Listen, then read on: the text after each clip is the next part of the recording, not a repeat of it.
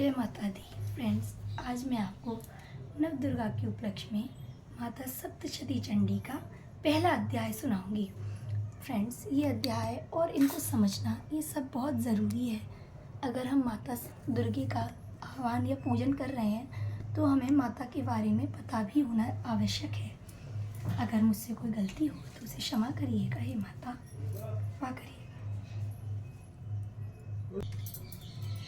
मेरा ऋषि का राजा सुरथ और समाधि को देवी की महिमा बताना, ये है हमारा पहला अध्याय। महर्षि मार्कंडेय जी बोले, सूर्य के पुत्र सावर्णी की उत्पत्ति की कथा विस्तार पूर्वक कहता हूँ, सुनो। अब फ्रेंड्स, आपको ये पता होना चाहिए कि सूर्य के पुत्र कौन है। सूर्य के पुत्र हैं एक सावर्णी। इनकी उत्पत्ति की कथा हम इस पहले अध्याय में पढ़ेंगे। तो वो बता रहे हैं मार्कंडेय जी, सावर्णी महामाया की कृपा से जिस प्रकार मनवंतर के स्वामी हुए उसका हाल भी सुनो।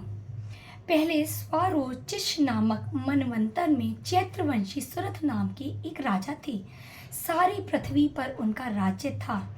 वह प्रजा को अपने पुत्र के समान मानते थे, तो भी कोला विध्वंसी राजा उनके शत्रु बन गए। मतलब उनके जो शत्रु बने वो है, उनका नाम है कोला विध्वंसी।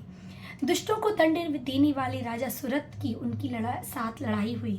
कोला विध्वंसियों की संख्या में कम होने पर भी राजा सुरथ युद्ध में उनसे हार गए। तब वह अपने नगर में आ गए। केवल अपने देश का राज्य ही उनके पास रह गया और वह उसी देश के राजा होकर राज्य करने लगे। इससे हमें ये समझ में आता है, इस बात का कोई फर्क नहीं होता हमारे पास क्या है, लेकिन अगर हमारे भाग्य में हार है तो वो हमें कम मात्रा या किसी भी चीज़ से मिल सकती है। फ्रेंड्स, अब उसके बाद क्या होता है सुनिए।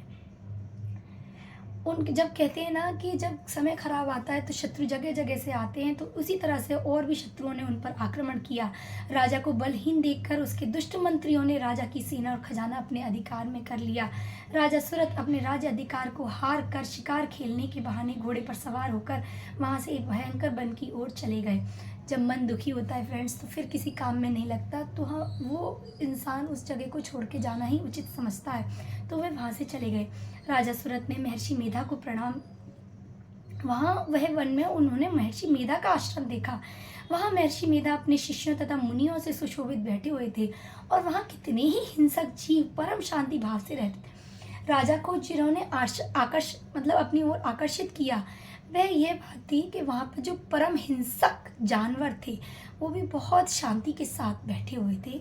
राजा सुरथ ने महर्षि मेधा को प्रणाम किया और महर्षि ने भी उनका उचित सत्कार किया। राजा सुरथ महर्षि के आश्रम में कुछ समय तक ठहरे।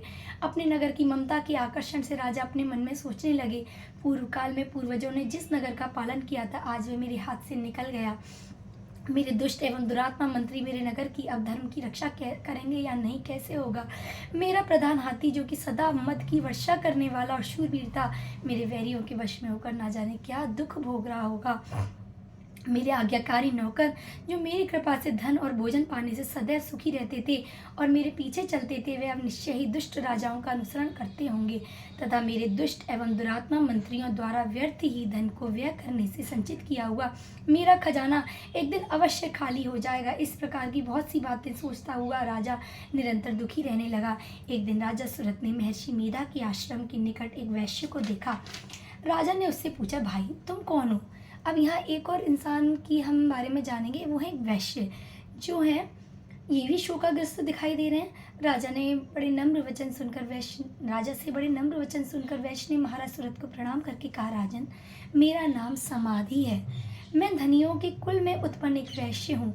मेरी दुष्ट स्त्री पुत्रादिकों ने लोभ से मेरा सब धन छीन लिया और मुझे घर से निकाल दिया। अब यहाँ कोई और वैरी ना हुआ तो उनकी पत्नी और उनके बच्चे ही उनके दुश्मन हो गए। अब मैं इस तरह से दुखी होकर इस वन में चला आया हूँ, यहाँ रहता हूँ, इस बात को भी नहीं जानता कि अब घर में सब कुशल है या नहीं। मैं अपने परिवार का आचरण संबंधी कोई समाचार भी नहीं पा सकता कि वह इस घर में कुशल पूर्वक हैं या नहीं। फ्रेंड, जो अच्छे लोग होते हैं ना, उन्हें हमेशा अपने घर परिवार की चिंता बनी रहती है। उसी तरीके से अपने पुत्रों के संबंध में यह नहीं जानता कि वे सदाचारी हैं या दुराचारी में फंसे हुए क्या है। राजा बोले, जिन धन के लोभी स्त्री पुत्रों ने तुम्हें घर से निकाल दिया है, फिर भी तुम्हारा चित्र उनसे क्यों प्रेम करता है। वैश्य ने कहा, मेरे विषय में आपको ऐसा कहना ठीक नहीं, किंतु मेरा मन इतना कठोर नहीं। यद्यपि उन्होंने धन के लोभ में पड़कर पितृ स्नेह को त्याग कर मुझे घर से निकाल दिया है, तो भी मेरे मन में तो उनके लिए कठोरता नहीं आई है। हे महामते, मेरा मन भी फिर उनमें क्यों फंस रहा है, इस बात को मैं जानता हुआ भी मैं नहीं जान रहा। मेरे चित्त उनके लिए दुखी हैं, मैं उनके लिए लंबी लंबी सांसें ले रहा हूँ। उन लोगों में प्रेम नाम को भी नहीं है, फिर भी ऐसी निस्स्नेहियों के लिए मेरा हृदय कठोर नहीं होता।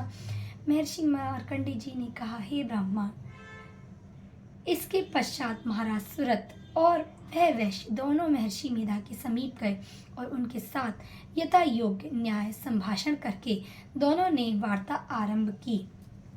महर्षि मार्कंडेय जी ये कथा सुना रहे हैं और महर्षि मेधा जी जो है इस कथा के जो अब राजा को और वैश्य को ज्ञान देंगे वो तो इसका अंतर आपको ध्यान रखिएगा। राजा बोले, हे भगवान, मैं आपसे एक बात पूछना चाहता हूँ, सो आप कृपा करके मुझे बताइए। मेरा मन मेरे अधीन नहीं है, इसके मैं बहुत दुखी हूँ। राज्य धन आदि की चिंता अभी तक मुझे बनी हुई है और मेरी ये ममता अज्ञानियों की तरह बढ़ती जा रही है। और ये समाधि नामक वैश्य भी अपने घर से अपमानित होकर आया, इसके स्वजनों ने भी इसे त्याग दिया।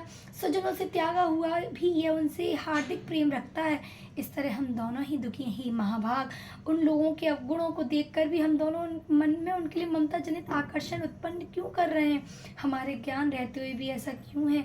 अज्ञानी मनुष्यों की तरह हम दोनों में यह मूर्खता क्यों है? महर्षि मेधा ने कहा, विषम मार्ग का ज्ञान सब जंतुओं को है। सबों के लिए विषय पृथक पृथक होते हैं। कुछ प्राणी दिन में नहीं देखते, कुछ रात को, परंतु कोई जीव ऐसे हैं जो दिन में तथा रात दोनों में देख सकते हैं। यह सत्य है कि मनुष्यों में ज्ञान प्रधान है, किंतु केवल मनुष्य ही ज्ञानी नहीं होता, पशु पक्षी आदि भी ज्ञान रखते हैं। और जो ज्ञान मनुष्य में है वैसा ही पशु पक्षियों में है तथा अन्य बात भी दोनों में एक जैसी पाई जाती है। ज्ञान होने पर भी इन पक्षियों की ओर देखा कि अपनी भूख से पीड़ित बच्चों की चोंच में कितने प्रेम से दाने डालते हैं। राजन, ऐसा ही प्रेम मनुष्यों में अपनी संतान के प्रति पाया जाता है। लोभ के कारण अपने उपकार को बदला पाने के लिए मनुष्य पुत्रों की इच्छा करता है और इस प्रकार मोह के गड्ढे में गिर जाता है। भगवान श्री हरि की जो माया है उसी से ये संसार मोहित हो रहा है। इसमें आश्चर्य की कोई बात नहीं, क्योंकि भगवान विष्णु की योग निद्रा है। ये माया ही तो है जिसके कारण इंसान मोह में जकड़ा हुआ है। यही माया भगवती देवी ज्ञानियों के चित्त को बलपूर्वक खींचकर मुंह में डाल देती है और उसी के द्वारा संपूर्ण जगत की उत्पत्ति होती है। यही भगवती देवी प्रसन्न होकर मनुष्यों को मुक्ति प्रदान करती हैं। यही संसार के बंधन का कारण है तथा यही संपूर्ण ईश्वरों की भी स्वामिनी है। महाराज सुरथ ने पूछा, भगवान, वह देवी कौन सी है जिसको आप महामाया कहते हैं? हे ब्राह्मण, वह कैसे उत्पन्न हुई और उसका कार्य क्या है? उसके चरित्र कौन कौन से हैं प्रभु? उसका जैसा प्रभाव हो, वैसा स्वरूप हो, वैसा सब कृपा कर मुझे कहिए, मैं आपसे सुनना चाहता हूँ। फ्रेंड्स, अब आप लोग देख रहे हैं कि अब महर्षि मेधा सब कुछ बताएंगे कि किस प्रकार महामाया महादेवी का उत्पन्न, मतलब कौन है ये महामाया। तो महर्षि मेधा जी बोले, राजन, वह देवी तो नित्य स्वरूपा है, उसके द्वारा यह संसार रचा गया है, तब भी उसकी उत्पत्ति अनेक प्रकार से होती है। वह सब आप मुझसे सुनो। वह देवताओं का कार्य सिद्ध करने के लिए प्रकट होती हैं और उस समय वह उत्पन्न हुई कहलाती हैं। जब देवताओं पर उपकार करने के लिए या उनका कोई कार्य संपन्न करने के लिए माता प्रकट होती हैं तो उनको कहते हैं कि माता उत्पन्न हुई हैं। संसार को जलमय करके जब भगवान विष्णु योग निद्रा का आश्रय लेकर शेष शैया पर सो रहे थे, तब मधुकैटभ नाम के दो असुर उनके कानों के मैल से प्रकट हुए और वह श्री ब्रह्मा जी को मारने के लिए तैयार हो गए। तो आप समझ रहे हैं ना कि ये मधुकैटभ कैसे उत्पन्न हुए। ये भगवान विष्णु के क्या कहते हैं उसे, कानों के मैल से पैदा हुए और किसको मार रहे हैं? वो श्री ब्रह्मा जी को। तब श्री ब्रह्मा जी ने उन्हें अपनी ओर आते हुए देखा तो यह भी देखा कि भगवान विष्णु तो योग निद्रा का आश्रय लेकर सो रहे हैं। तो वे उस समय श्री भगवान को जगाने के लिए उनके नेत्रों में निवास करने वाली योग निद्रा की स्तुति करने लगे। श्री ब्रह्मा जी ने कहा, हे देवी, तुम ही स्वाहा, तुम ही स्वधा और तुम ही वष्टकार हो। स्वर भी तुम्हारा ही स्वरूप है। तुम ही जीवन देने वाली सुधा हो, नित्य अक्षर प्रणव में आकार, उकार, मकर, इन तीनों में माताओं के रूप में तुम ही स्थित हो। इनके अतिरिक्त जो बिंदु पद अर्धमात्रा है, जिसका कि विशेष रूप से उच्चारण नहीं किया जाता, हे देवी, वह भी तुम ही हो। हे देवी, संध्या, सावित्री तथा परम जननी तुम ही हो। तुम ही इस विश्व को धारण करने वाली हो। तुम ही इस जगत की रचना की है। तुम ही इस जगत का पालन करने वाली हो और तुम ही कल्प के अंत में सबको भक्षण करने वाली हो। हे देवी, जगत की उत्पत्ति के समय तुम सृष्टि रूपा होती हो, पालन काल में स्थित रूपा होती हो और काल के अंत में संहार रूप धारण कर लेती हो। तुम ही महाविद्या, महामाया, महामेधा, महारात्रि और मोहरात्रि हो। श्री ईश्वरी और बोध स्वरूपा बुद्धि भी तुम ही हो। लज्जा, पुष्टि, तुष्टि, शांति और क्षमा भी तुम ही हो। तुम खड़ग धारिणी, शूल धारिणी, घोर रूपा, गदा तथा चक्र, शंख और धनुष को धारण करने वाली हो। बाण, भुषुंडी और परादी ये भी तुम्हारे ही अस्त्र हैं। तुम सौम्य और सौम्यतर हो ही नहीं, बल्कि जितनी भी सौम्य तथा सुंदर वस्तुएं संसार में, उन सबसे बढ़कर सुंदर तुम हो। पर और अपर, सबसे पर रहने वाली सुंदर तुम ही हो। हे सर्व स्वरूप देवी, जो भी सत असत पदार्थ हैं और उनमें जो शक्ति है वह तुम ही हो। ऐसी अवस्था में भला तुम्हारी स्थिति कौन कर सकता है। इस संसार की सृष्टि, पालन और संहार करने वाले जो भगवान हैं, उनको भी जब तुमने निद्रा के वशीभूत कर दिया, तो फिर तुम्हारी स्थिति कौन कर सकता है। मुझे भगवान विष्णु तथा भगवान शंकर को शरीर धारण करने वाली तुम ही हो। तुम्हारी स्तुति करने की शक्ति किसमें है।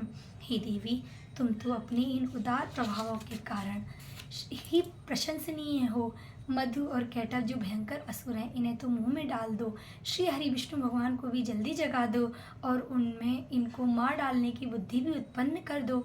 महर्षि मेधा जी बोले, हे राजन, जब श्री ब्रह्मा जी ने देवी इस प्रकार स्तुति करने, भगवान को जगाने तथा मधु और कैटव को मारने के लिए कहा, तो वे भगवान श्री विष्णु के नेत्र, मुख, नासिका, बाहु, हृदय और वक्ष स्थल से निकल श्री ब्रह्मा जी के सामने खड़ी हो गई। उनका ऐसा करना था कि भगवान श्री हरि तुरंत जाग उठे और दोनों असुरों को देखा, जो कि अत्यंत बलवान तथा पराक्रमी थे और मारे क्रोध के थे तथा जिनके नेत्र लाल हो रहे थे और ब्रह्मा जी का वध करने के लिए तैयार थे। तब क्रुद्ध होकर उन दोनों दुरात्मा असुरों के साथ भगवान श्री हरि पूरे 5000 वर्षों तक लड़ते रहे। एक तो वे अत्यंत बलवान तथा पराक्रमी थे, दूसरे महामाया ने भी उन्हें मुंह में डाल रखा था। अतः वह श्री भगवान से कहने लगे, हम दोनों तुम्हारी वीरता से अत्यंत प्रसन्न हैं, अतः तुम हमसे कोई वर मांग लो। भगवान ने कहा, यदि तुम मुझ पर प्रसन्न हो तो अब तुम मेरे हाथों से मर जाओ, बस इतना सा वर मैं तुमसे मांगता हूँ। अब दूसरे वर का क्या प्रयोजन है। महर्षि मेधा जी बोले, इस तरह से जब वह धोखे में आ गए और अपने चारों ओर जल ही जल देखा, तो भगवान श्री हरि से कहने लगे, जहाँ पर जल ना हो, सूखी जमीन हो, उसी जगह हमारा वध कीजिए। अब आप फ्रेंड्स देख रहे हैं ना, तो महर्षि मेधा जी के तथास्तु कहकर भगवान श्री हरि ने उन दोनों को अपनी जांघ पर लिटाकर उन दोनों के सिर काट डाले। इस तरह से ये देवी श्री ब्रह्मा जी की स्तुति करने पर प्रकट हुई थी। अब तुमसे उनके प्रभाव का वर्णन करता हूँ, सुनो। इस प्रथम अध्याय में देवी यहाँ पे मधु कैटभ का वध होता है और दूसरे अध्याय में हम देवी माता के प्रभाव के बारे में जानेंगे। बोलिए देवी मैया की जय, बोलिए सच्चे दरबार की जय, कैला चामुंडा मैया की, करौली वाली मैया की जय।